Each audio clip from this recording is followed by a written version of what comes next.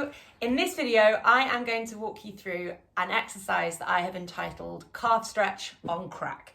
I did it the other day in my Iyengar Yoga Class, so I'm sure it has a more professional sounding name than Calf Stretch on Crack, but it's very similar to the Egoscue method, calf and hamstring stretch, and also another exercise called active groin stretch. So it's basically those two exercises combined. So someone let me know if you know what the actual name of this is.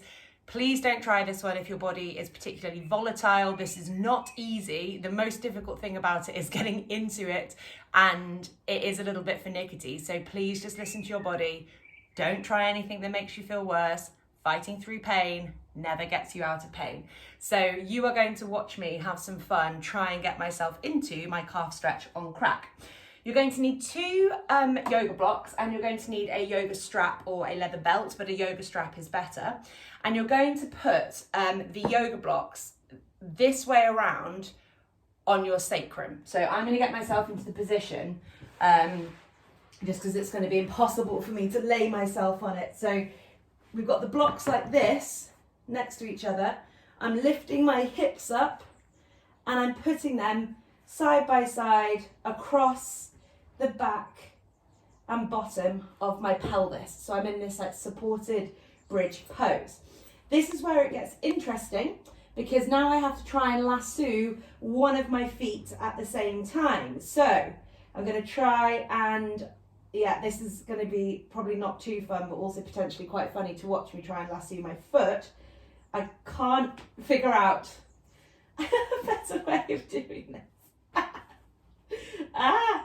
It's so hard. If someone also has a better way of doing this, tell you what, I'm going to undo my strap. And so I don't have the hoop. Okay, let's go for a slightly bigger. This is the most unladylike thing. There, got it. Hurrah. Cool. So I finally got my lasso in place, and you won't be able to see my foot because it's going to go so high. But in this exercise, you have to keep your ankle dorsiflexed. So you've got to make sure that you've got that 90-degree angle at your ankle. And what you're doing is you're taking the one leg as high up as you can, but you're keeping the ankle level with your hip here from that side view. So I'm not going any further or closer to my body than that. The ankle stays above the hip. I keep the knee straight and I keep that ankle dorsiflexed. And then making sure that it's the ankle on that lifted leg that's pulling me back and down. The strap is kind of supporting me, but it's not just the strap that's doing the work. The ankle is really pulling back and down. I'm holding that there, and then I'm going to stretch my other leg as far forward as I can go. Again, keeping this foot here active in the dorsiflexion. I'm not floppy through that foot because that's not going to give me a hip stretch on the extended hip. So this foot stays locked on in that dorsiflexion, and if I was super perfectly functional, I should be able to get that leg that's outstretched in front of me straight at the knee, but I can't because my hips aren't quite loose enough yet.